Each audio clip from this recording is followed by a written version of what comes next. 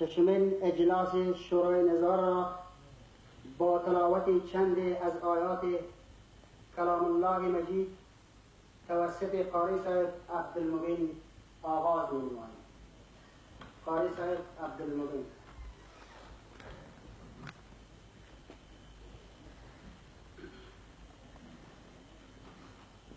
أعوذ بالله من الشيطان الرجيم.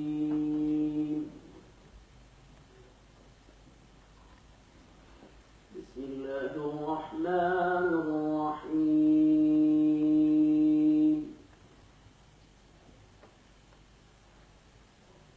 إنا فتحنا لك فتحا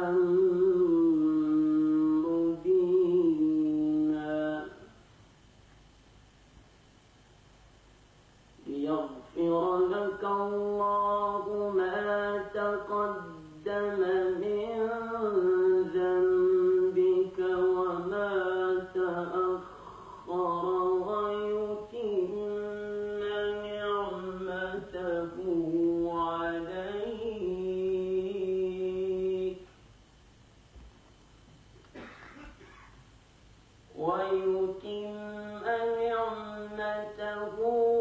عليك ويهديك صراطا مستقيما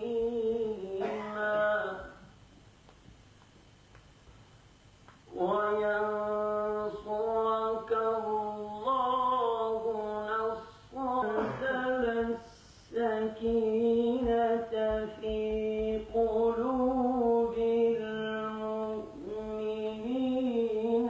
ليزدادوا إيمانا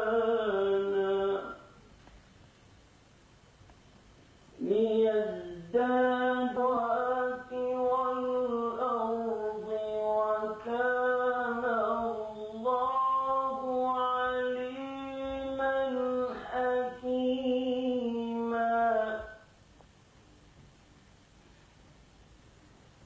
ليدخل المؤمنين والمؤمنات جنات تجري من تحتها الأنهار خالدين فيها ويكفر عنهم سيئاتهم وكان ذلك عند الله فوزا عظيما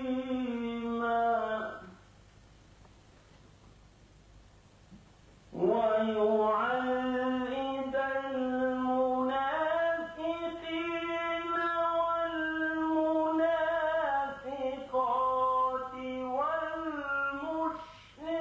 والمشركين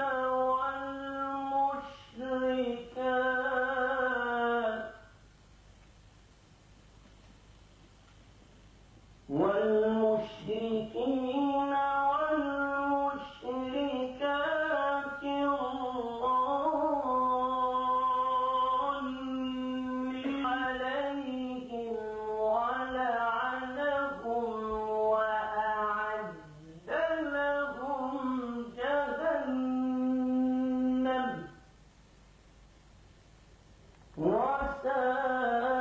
وساءت مصيرا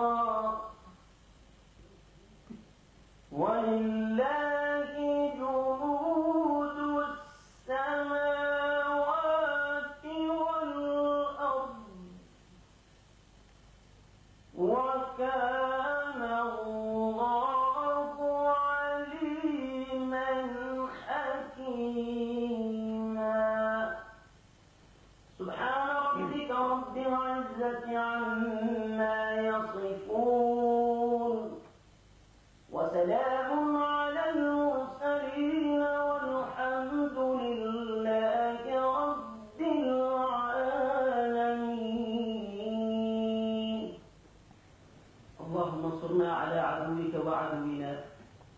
اللهم اجعلنا من الذين يجاهدون في سبيلك ولا يخافون لومة لائم.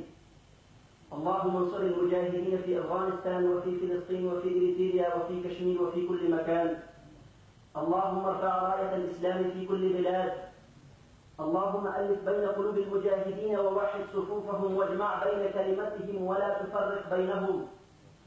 اللهم اشغل الظالمين الذين يريدون الفساد والسوء والنفاق والشقاق بين المسلمين. اللهم ربنا تقبل منا إنك أنت السميع العليم. اللهم ألف بين قلوب المؤمنين. اللهم اخذل الكفار والمشركين. اللهم قرب بنيانهم وقلب تدبيرهم ومزقهم كل ممزق وفرق جمعهم يا رب العالمين. اللهم نرجو منك إلا إليك يا رب العالمين. اللهم لا ملجأ ولا منجأ منك إلا إليك. اللهم ربنا ظلمنا أنفسنا وإن لم تغفر لنا وترحمنا لنكونن من الخاسرين برحمتك يا أرحم الراحمين.